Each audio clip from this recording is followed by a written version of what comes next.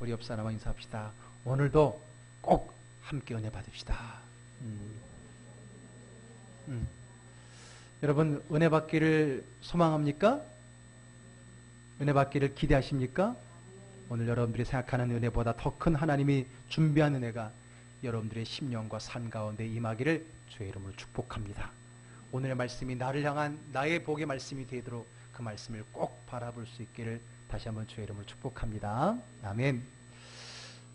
우리 3월 달의 주제가 행복한 삶을 위한 밀린 숙제하기입니다.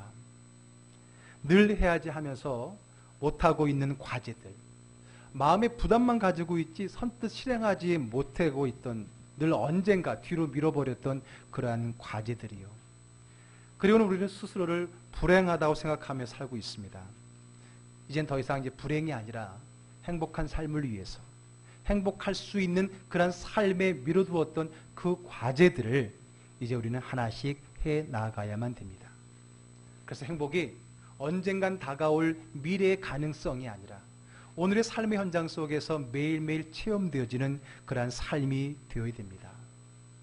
밀린 숙제 그 첫 번째는요, 내 마음속에 쓴뿌리로 남아 있었던 미움과 상처를 용서로 비워내는 작업이었습니다.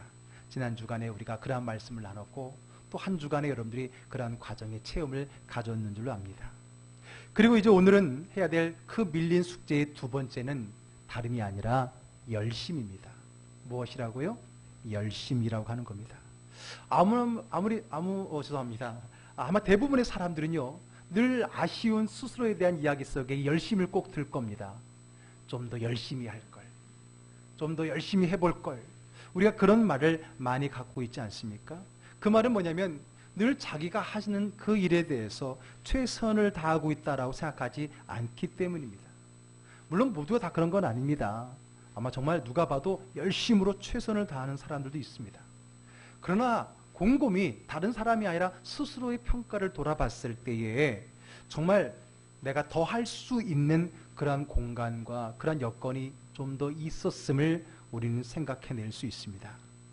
누군가가 나한테 열심히 하지 않았다라고 비난하면 그렇지 않다라고 반박은 할 수 있지만은, 그러나 곰곰하게 나 스스로를 돌아본다면 좀 더 열심히 할 수 있었던 기회가 있던 것을 우리는 늘 생각해내지 않습니까?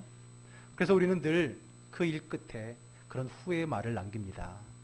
좀 더 열심히 일할 걸, 좀 더 열심히 공부할 걸, 좀 더 열심히 운동을 좀 할 걸, 좀 더 열심히 신앙생활 좀 할 걸. 우리는 늘 이렇게 껄껄껄 하면서 우리의 열심히 하지 못했던 우리에 대해서 후회를 합니다.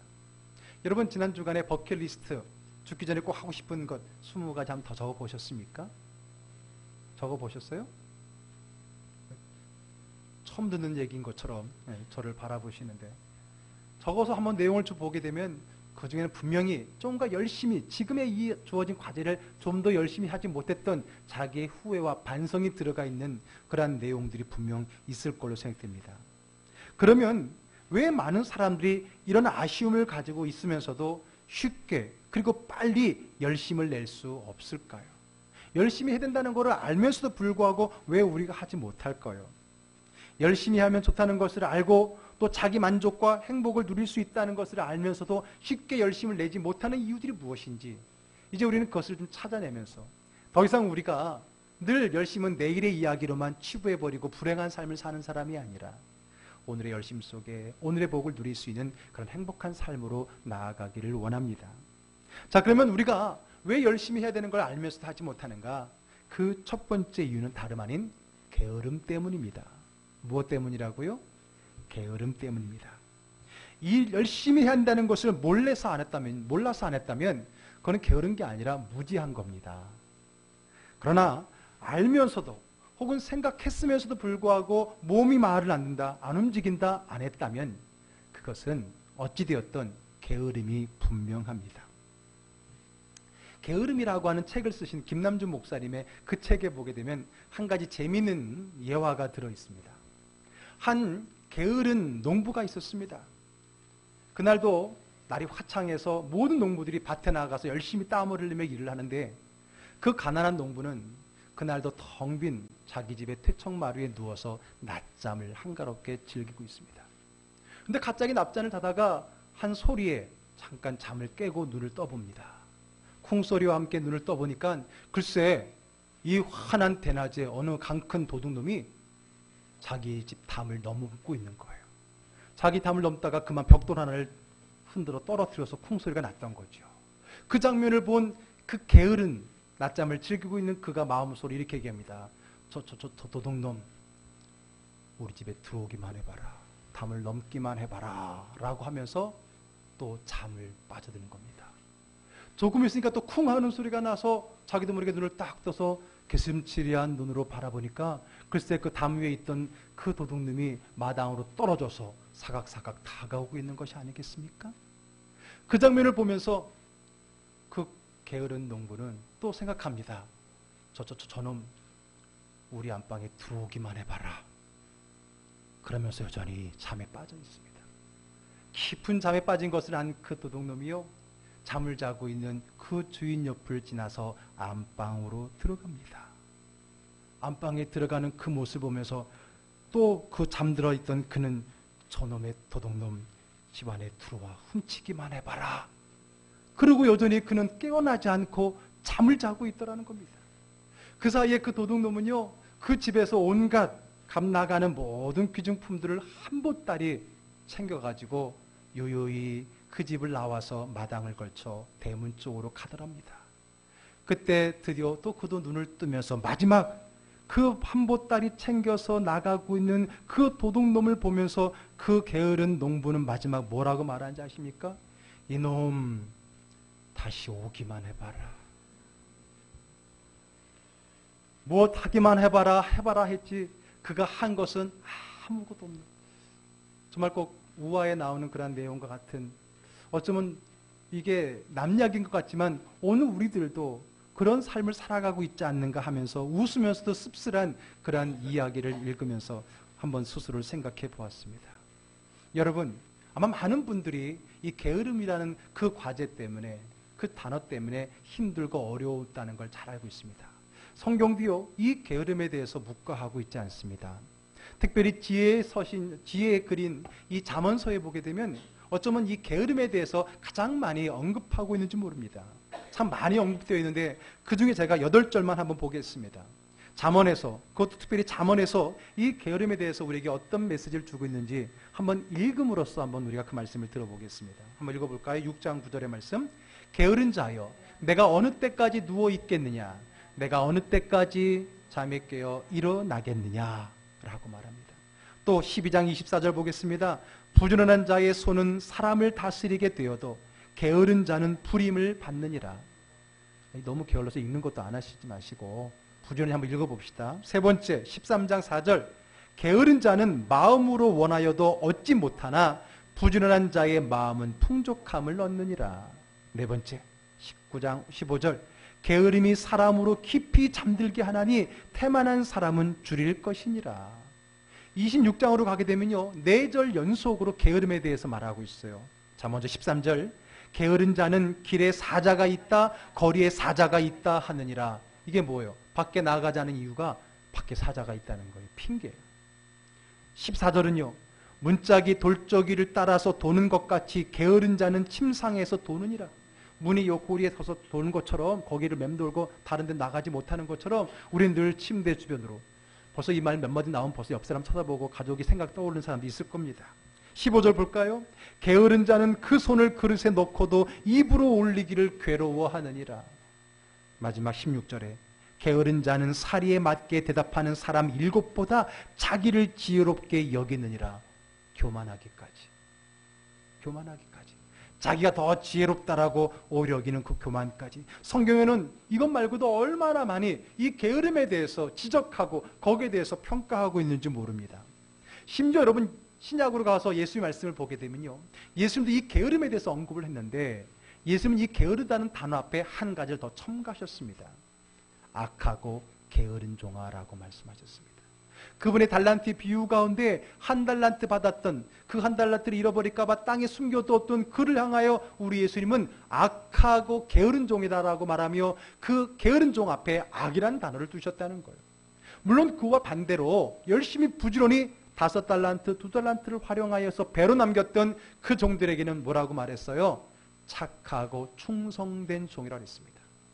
여러분, 이 충성, 즉 열심과 이 게으름은 단순한 부지런함과 게으름의 차이가 아니라 오늘 예수님의 표현에 의하면 그것은 선과 악의 문제라고 하는 거예요.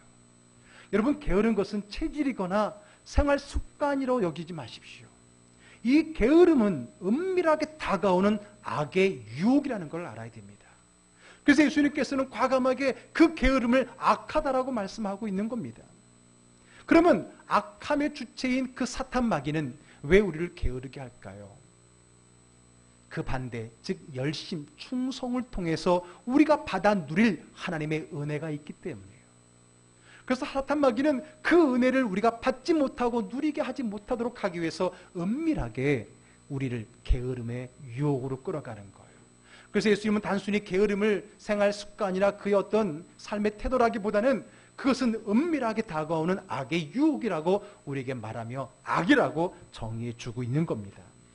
그러므로 단순히 우리가 어떤 생활 습관이나 노력으로만 극복하는 것이 아니라 어느 정도 믿음으로 우리 극복해야 됩니다. 그래서 이번 달 주제에 밀린 숙제 하기는 그 조그만 밑에 박스로 뭐라고 써 있어요? 믿음으로 말미암아, by faith. 믿음으로 하는 것이지 단순히 생활적인 어떤 세상적인 어떤 우리의 그 윤리적 도덕적 가치를 높이는 것, 그것은 예배 시간에 다룰 문제는 아닌 거거든요. 그래서 우리는 성경에서 말하는 그 게으름의 악을 물리치고 부지런하고 충성되어야 할 수 있는 그런 사람의 단계로 나아가야 된다는 겁니다. 자, 성경에서 열심히 있는 열정적인 하나님의 사람들이 참 많이 나옵니다. 아니, 성경에서 주님께 쓰임받은 모든 하나님의 사람들, 믿음의 사람들은 다 하나같이 열정적이고 부지런하고 충성된 사람이었습니다. 성경에서 쓰임받은 인물 가운데 게으른 자는 하나도 없을 겁니다. 그러나 그 많은 성경의 인물들, 부지런하고 열심히 그들 가운데도 아마 가장 돋보이는 열심인 사람이 있다면 아마 저는 사도 바울이 아닐까 생각합니다. 사도 바울. 참 많은 열정의 사람들이 있지만은 제가 언뜻 제일 먼저 떠오르는 사람은 바로 사도 바울이었습니다. 오늘 본문 속에서 그의 열심을 한번 보기를 원합니다. 자, 오늘 우리 함께 읽었던 사도행전 끝부분인 이제 20 끝장으로 가고 있는 그 20장의 오늘 본문의 내용은요. 그동안에 안디옥 교회에서 선교사로 파송을 받은 바울이 3차에 걸쳐서 3번에 걸쳐서 전도 여행을 하죠. 그리고 마지막 3차 전도 여행을 끝나고 본국인 이스라엘 그 예루살렘으로 돌아가기에 앞서서 밀레도라고 하는 곳에서 에베소에 있는 리더들, 교회 장로들을 불러다가 그들에게 하는 말씀이 오늘 본문의 내용입니다. 오늘 그들에게 자신에 대한 이야기를 하는데 특별히 내가 지난날 어떻게, 어떤 마음의 자세로, 어떤 태도로 어떻게 사역을 했는지를 구체적으로 말해주고 있습니다. 자, 오늘 그 본문으로 돌아갑니다. 19절부터 22절까지 한번 볼까요? 자, 곧 모든 겸손과 가능한 한 성경 말씀 함께 읽는 것이 좋습니다. 곧 모든 겸손과 눈물이며 유대인의 관계로 말미암아 당한 시험을 참고 주를 섬긴 것과 유익한 것은 무엇이든지 공중 앞에서나 각 집에서나 거리낌이 없이 여러분에게 전하여 가르치고 유대인과 헬라인들에게 하나님께 대한 회개와 우리 주 예수 그리스도께 대한 믿음을 증언한 것이라. 아멘. 여러분, 그가 정말 얼마나 많은 그의 사역에 방해가 있었습니까? 훗날 고린도후서에서도 말을 하지만 그는 정말 많은 핍박과 어려움과 방해 공작에 어려움을 당했습니다. 그럼에도 불구하고 그가 그치지 않고 타협하지 않고 오늘 그 길을 열심히 달려왔다라고 이야기합니다. 특별히 그를 방해하던 유대인의 관계로부터 참고 인내하면서 그가 열심히 자기에 맡겨진 일을 잘 감당해왔고 하나님의 말씀을 증언했다는 겁니다. 이런 사람들을 가르쳐 우리 교회 사람들은 성경의 표현을 가지고 열심히 특심인 사람이다. 그런 말을 하죠, 권사님. 열심히 특심인 사람이다. 정말 열심히 남다르다. 그렇게 우리는 표현을 합니다. 그 어떤 것도 그의 사역을 막을 수가 없다는 거예요. 그런데 여러분, 더 큰 문제는 뭔지 아십니까? 이제 그가 이 사역을 마치고 본국으로 돌아가면 그동안에 힘들고 어려웠던 것을 보상받고 위로받고 오히려 편하게 쉴 수 있는 것이 아니라 오히려 정반대라고 하는 겁니다. 많은 사람들이 이미 예견하듯이, 그리고 성령님께서 친히 바울 사도에게 가르쳐 주셨듯이 예루살렘에 가면은 그를 기다리고 있는 것은 뭐라고요? 그것을 기다리고 있는 것은 환난이라 그랬습니다. 결박과 환난이 나를 기다리고 있다라고 그는 성령을 통해 그 감동도 받았어요. 그럼에도 불구하고 그는 그 가는 길을 마다하지 않습니다. 오히려 그를 걱정하고 그를 가면 분명히 그가 핍박을 당하고 죽임을 당할 수 있다는 것을 불보듯 뻔히 알고 있는 그 옆에 지인들은 그를 만류합니다. 가지 못하게 막지만은 그는 끝까지 자기가 가야 할 그 길을 가겠다라고 말합니다. 그러면서 내가 끝까지 더 큰 핍박이 있는 그 길임에도 불구하고 가야 될 그 이유에 대해서 그는 아주 분명하게 우리에게 말씀해 주고 있습니다. 아마 우리가 많이 듣고 어쩌면 꼭 암송해야 될 필요가 있는 그 말씀입니다. 24절의 말씀, 한번 나의 고백이 되기를 소망하는 마음으로, 이 말씀이 사도 바울의 말이지만은 이제부터는 나의 결단이고 고백이 되기를 원하는 마음으로 함께 읽습니다. 내가 달려갈 길과 주 예수께 받은 사명, 곧 하나님의 은혜의 복음을 증언하는 일을 마치려 하면은 나의 생명조차 조금도 귀한 것으로 여기지 아니하노라. 지금 당한 것도 힘들었지만은 더 큰 핍박이 준비되어 있다 하더라도 나는 거치지 않고 멈추지 않겠다. 나의 달려갈 길 그 길을 다 가더라도 주의 맡긴 사명을 감당하기 위해서는 내 목숨까지도 아까워하지 않겠다는 겁니다. 이보다 더 열정적이고 열심인 사람이 있을 수 있을까요? 그는 열정적인 사람입니다. 그러면 무엇이 과연 이 사도 바울을 이렇게 목숨까지도 아깝지 않는 열심인 사람, 열정적인 사람이 되게 했을까요? 무엇이 그로 하여금 죽음을 넘는 그 힘의 삶을 살게 해 주었을까요? 그것은 다름이 아니라 사명입니다. 무엇이라고요? 사명입니다. 사실 여러분, 우리가 지금 게으름을 이야기하고 있는데 사실 우리가 게으른 것이 아닙니다. 더 정확히 말하면 사명이 없거나 불분명하기 때문입니다. 게으른 게 아니에요. 사명이 없거나 불분명한 거예요. 사명이 있으면요, 게으를 틈이 없습니다. 게으르라고 말해도 게으를 수 없습니다. 왜? 사명이 분명한데. 사명이 분명히 있는데 게으를 틈이 어디 있습니까? 그래서 여러분, 아무리 게으른 사람도 자기가 좋아하고 꼭 해야 된다는 일에 대해서는 열심히 하는 걸 보지 않습니까? 게으름은 생활 태도가 아니라 비전, 사명의 불분명함 혹은 없기 때문이라는 거예요. 여러분, 착각하지 마십시오. 우리에게도 사명이 있고 목표가 있다고. 그러나 여러분, 사명과 목표는 다릅니다. 지금부터 제가 하는 말을 잘 새겨 들으셔야 됩니다. 목표와 사명은 다릅니다. 목표는 내가 도달하고 점령해야 되는 것이지만은 사명은 오히려 내가 그 사명에게 점령당해야 되는 겁니다. 조금 추상적입니까? 목표는 내가 딛고 올라가야 되는 곳이지만 사명은 내 위에 올려놓아야 되는 겁니다. 잘 들으십시오. 집중해서 들어도 잘 이해될까 말까인데 어설프게 아까 그 게으른 농부처럼 이렇게 하면서 하면 안 됩니다. 목표를 위해서는 수단과 방법을 가리지 않지만 사명을 위해서는 목숨을 아끼지 않을 수 있습니다. 여기에서 목표와 사명의 차이가 확연합니다. 결국 왜 그럴까요? 왜 우리는 목표는 딛고 일어나고 점령해야 되는 것이고 수단과 방법을 가리지 않고 되는 건데 왜 사명은 우리가 오히려 지배를 당해야 되고 내 위에 올려놔야 되고 그것을 위해 목숨을 버릴 수 있을까요? 그 차이가 뭔지 아세요? 그 차이가 결국은 누구를 위한 것이냐는 차이예요. 그것은 이제 마지막에 또 다룰 문제이기도 합니다. 목표를 위해서 죽을 수는 없어요. 왜? 그 목표는 나의 무언가를 위한 것이기 때문에. 근데 죽으면 뭘 위할 수 있습니까? 그러나 사명은 그렇지 않습니다. 사명은 기꺼이 내 목숨도 내어놓을 수 있는 것입니다. 그러므로 우리는 목표는 내가 딛고 일어서는 것이지만은 사명은 오히려 내가 사명이 나를 딛고 일어설 수 있는 그것입니다. 한번 여러분들이 갖고 있는 사명으로 비전으로 착각하고 있는 여러분의 그 목표와 오늘의 이 의미의 말씀을 잘 대입해 보십시오. 과연 내가 알고 있었던 사명이 사명인지 아니면 그저 나의 어떤 유익을 위한 하나의 목표인지를 새겨보아야 됩니다. 어쨌든 사명이 오늘 우리를 게으름에서 구할 수 있는 겁니다. 우리의 자녀들이 게으른 것이 아닙니다. 아직 사명이 없기 때문이에요. 아직 그 사명을 발견하지 못했기 때문입니다. 그러므로 여러분, 아직 사명을 찾지 못한 아이들에게 열심히 하라고 무조건 채찍질하면 안 됩니다. 그 아이들에게 열심히 하라고 하기 전에 그들이 사명을, 비전을 찾고 만나고 발견할 수 있는 길을 제시해 주어야 되고 자꾸만 그런 환경으로 우리 자녀들을 몰아주어야 되는 겁니다. 저는 그래서 올해 여름방학 때, 이 방학 때에 방학이 중요하죠. 공부를 하는 아이들에게. 다음 학기 과정을 앞서서 준비하고 남들보다 앞서가기 위해서 땀을 흘리며 공부하는 것도 중요하지만은 비전을 볼 수 있는 그 자리를 찾는 건 더 중요합니다. 이번에 미얀마로 비전 트립을 가려고 계획한 것도요.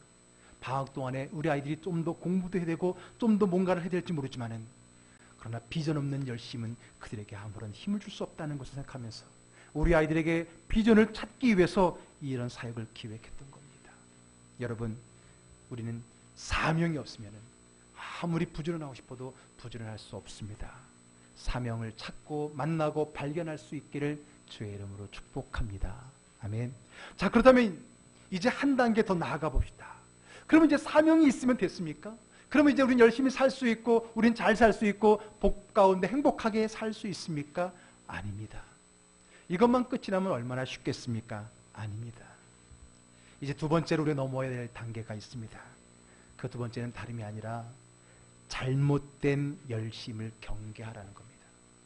첫 번째로 우리의 이 열심을 방해하는 게으름을 극복하라 그랬어요. 무엇으로? 사명으로 극복하라 그랬습니다.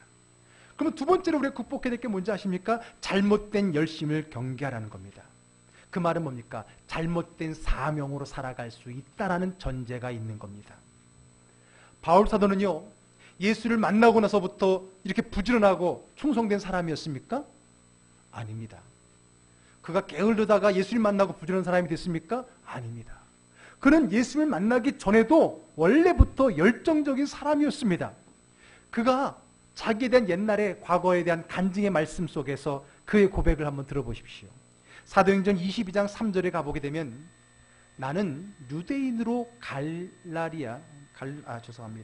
길리기아 다소에서 났고 이 성에서 자라 가말리엘의 문화에서 우리 조상들의 율법에 엄한 교훈을 받고 오늘 너희 모든 사람처럼 하나님께 대하여 열심 있는 자였다라고 말합니다.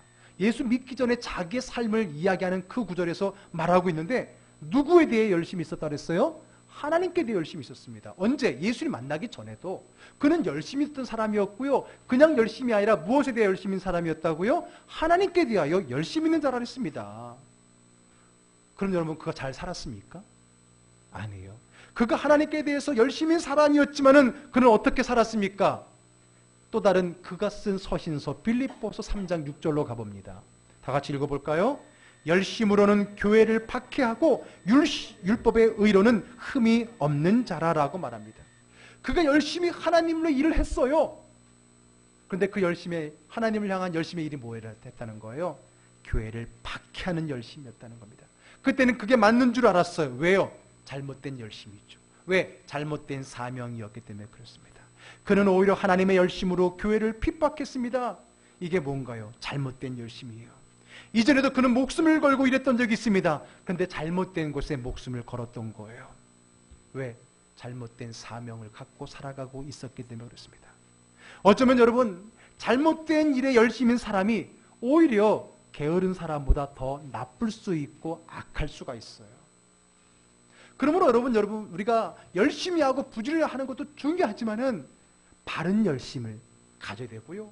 그 바른 열심은 바른 사명에 의해서 결정되어지는 겁니다. 그래서 제가 늘 그러지요. 속도보다 먼저 확인할 것이 뭐라고요? 방향이라는 겁니다. 그것을 오늘의 메시지의 표현을 바꾸면 뭡니까?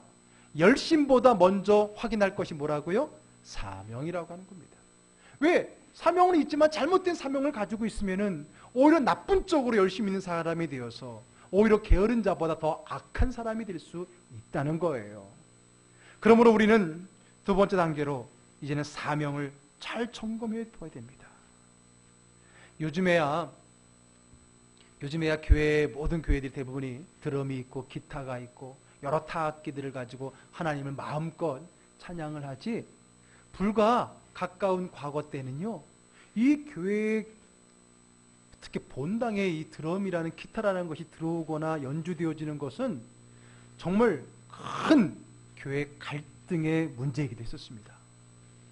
어떤 어르신들은요, 흔히 우리가 하는 표현으로 내 눈에 뭐가 들어가기 전에, 흙이 들어가기 전에는 절대로 저런 악기를 가지고 하나님을 찬양할 수 없다라고 목숨을 걸고 반대했던 때가 머지않은 과거에 있었어요. 오로지 하나님을 찬양할 때는 기타 올겐밖에 안 된다는.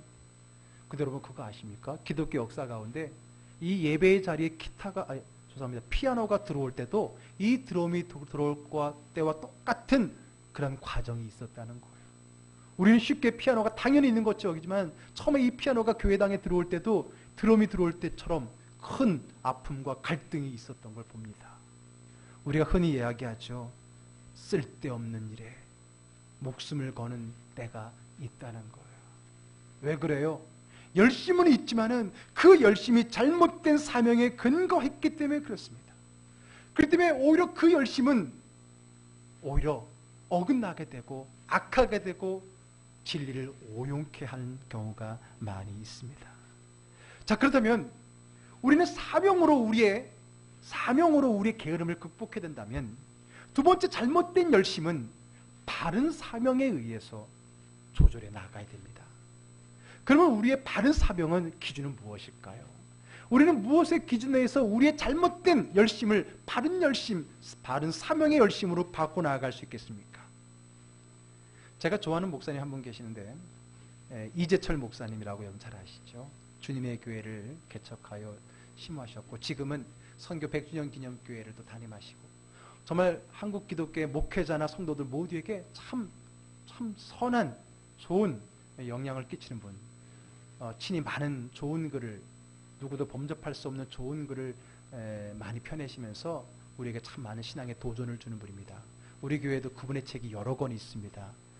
참으로 신실하게라든지 시작해서 회복의 믿음부터 시작해서 참 많이 있는데, 그분이 이제 쓴 책 중 가운데 이제 새가족반, 새신자반이라는 책이 있었고, 그 다음에 나온 게 성숙자반이 있었어요. 그리고 이제 이번에 그 과정, 새신자의 성숙자로 이제 마지막 단계인 사명자반이라고 하는 그 책을 최근에 내셨습니다. 그 책을 제가 이제 병원에 있는 동안에 그분 책을 좀 그동안 사놨던 책을 이제 한번 읽을 수 있는 시간을 갖게 되었는데, 거기에서 그분이 이 사명에 대한 이야기를 하시면서 이런 비유를 들으시더라고요.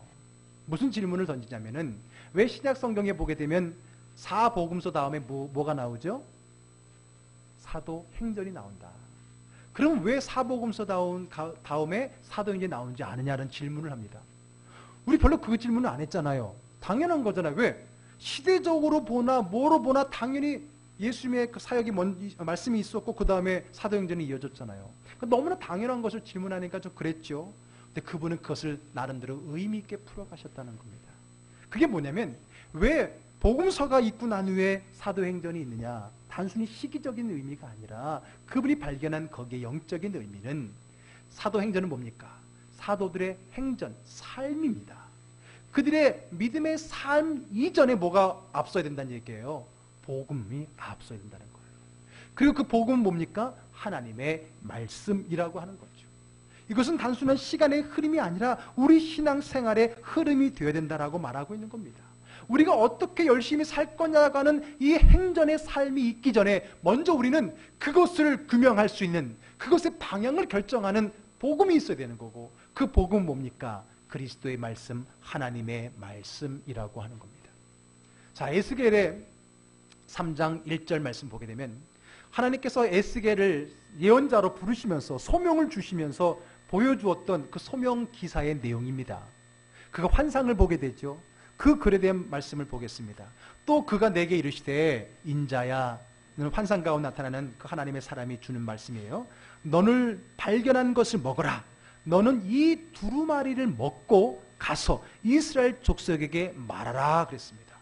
그 에스겔을 우리 하나님께서 선자로 불러서 이제 그를 보내서 이스라엘 백성에게 어떤 말을 하게 하는 선자로 사용하기 전에 그를 부르시는 소명의 사건 때에 주신 환상의 내용인데, 거기 말씀을 보게 되면 너는 이 두루마리를 어떻게 하라고요?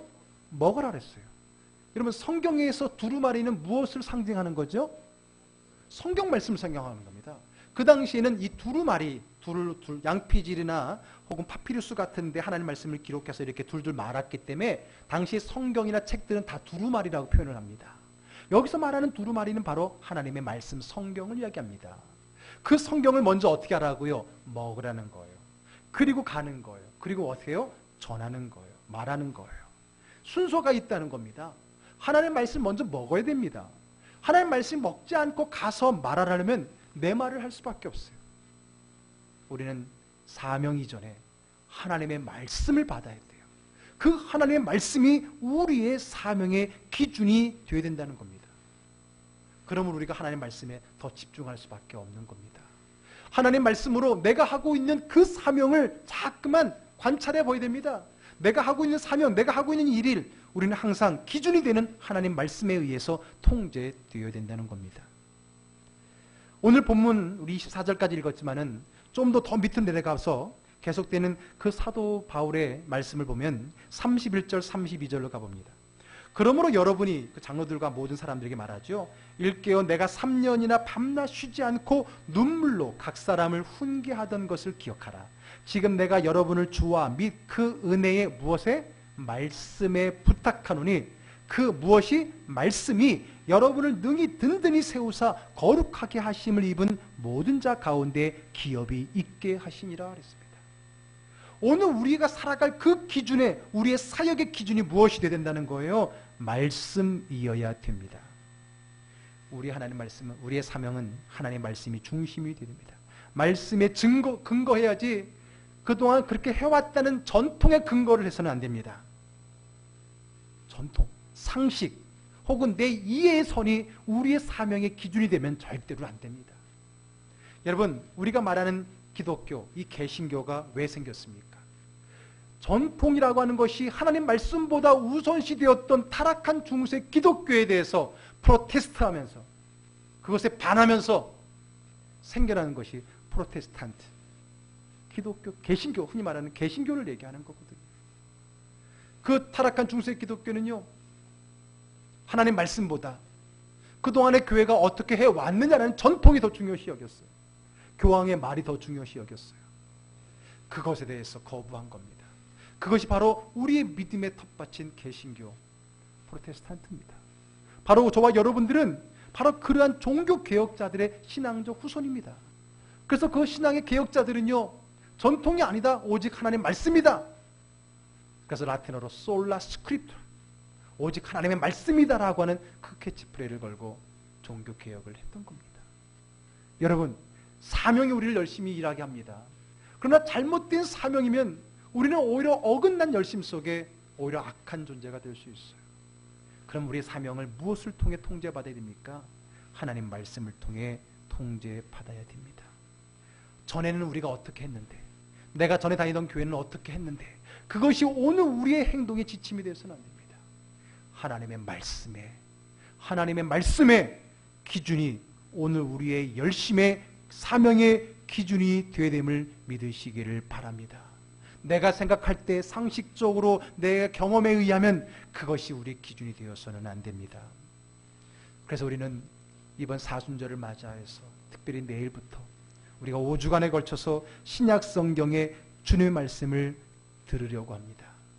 신약 성경 낭독 읽지만은 그 읽음을 통해서 우리가 하나님의 말씀에 귀 기울여 듣는 시간을 가지려고 합니다.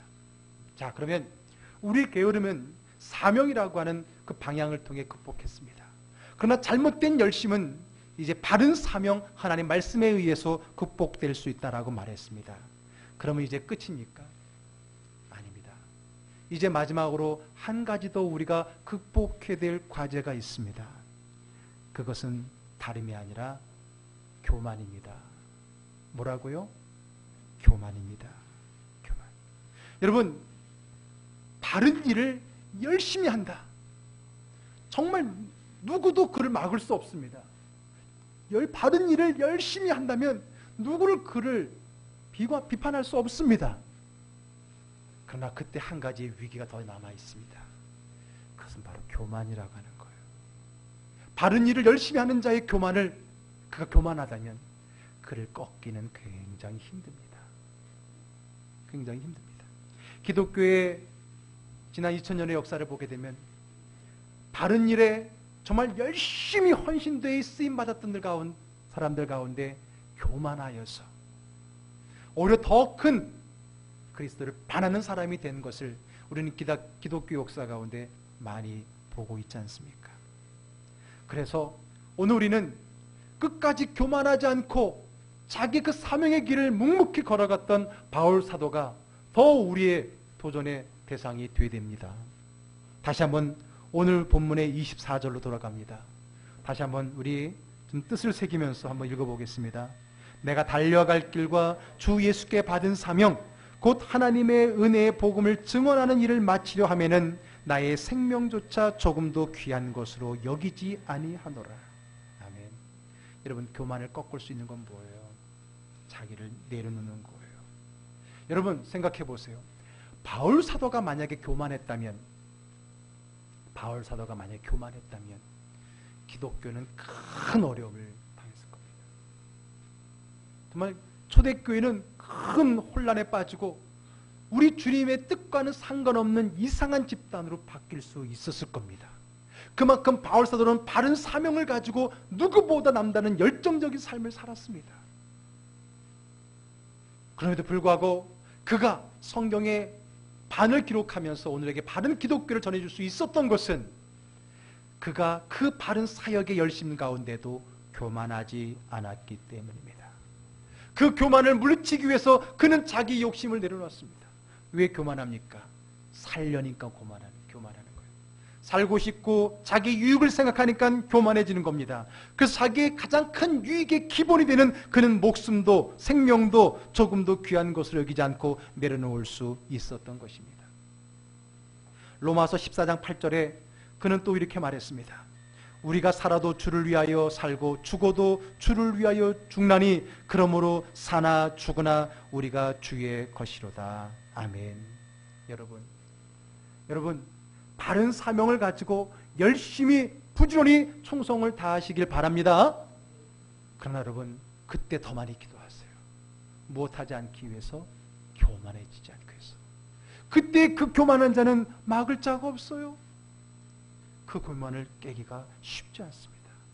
그래서 우리 주님께서는요, 그 바울 사도의 위대함도 알지만 그의 가장 위기도 알고 있기 때문에 그가 그렇게 하나님 앞에 간절히 기도했던 자기의 질병의 문제의 기도를 들어주지 않았잖아요. 내 은혜가 내게 족하다. 오히려 그 질병이, 그 문제, 그 아픔이 너로 하여금 교만치 않게 해줄 수 있는 유일한 장치다라고 말씀해 주시지 않았습니까? 그래서 그는 내 은혜가 내게 족하다 하며 오히려 그 아픔을 자신의 교만을 꺾는 그 힘으로 삼았던 것입니다. 뿐만 아닙니다. 그는 말하기를 내가 사람들에게 복음을 증거하고 마지막 때 하나님께 버림받을까 두렵고 떨리는 마음으로 나의 구원을 이루며 살아간다는 그 겸손의 신앙을 가지고 살았던 것입니다. 마지막으로 우리가 도달해야 될 것은 교만하지 않고 겸손하라는 겁니다. 열심히 하는데 교만한 자가 되어 넘어지지 말라는 겁니다. 잠언서 16장 18절의 말씀, 교만은 패망의 선봉이요 거만한 마음은 넘어짐의 앞잡이입니다. 여러분, 열심히 할 걸. 우리는 얼마나 많은 후회를 가지고 살아갑니까? 우리 이제 후회 없는 열심의 삶을 삽시다. 그러나 오늘 이 세 단계의 말씀을 잘 주목합시다. 게으름 때문에 열심히 살지 못했다면 그 게으름을 믿음으로 극복하시되 사명을 가지시기를 바랍니다. 사명이 있어서 열심히 하지만은 잘못된 사명 때문에 오히려 반대로 달려갈 수 있다는 것을 명심하시고, 두 번째 단계는 늘 하나님 말씀에 여러분들의 사명을 조명받으시기를 바랍니다. 그리고 마지막 세 번째 단계는 교만하지 않도록 겸손하게 묵묵히 나에게 맡겨진 주의 사명을 잘 감당하는, 바울 사도와 같이 죽으러 가는 길이지만은 오히려 기쁨으로 행복하게 나의 달려갈 길과 주 예수께 받은 사명, 나를 위한 것이 아닌 하나님의 은혜의 복음을 증언하는 이 기쁜 사역을 마치려 하면은 나의 생명도 조금도 귀한 것으로 여기지 아니하는 지극히 겸손한 그 믿음의 행복한 삶을 누리는 저와 여러분 되기를 주의 이름으로 축복합니다. 그래서 더 이상 이 열심이 우리의 미래 이야기가 아니라 오늘의 이야기가 되어서 하나님께 기쁘게 쓰임받고 행복하게 주를 위해 살아가는 진정한 사명자 다 되시기를 주의 이름으로 축복합니다. 아멘. 기도하겠습니다.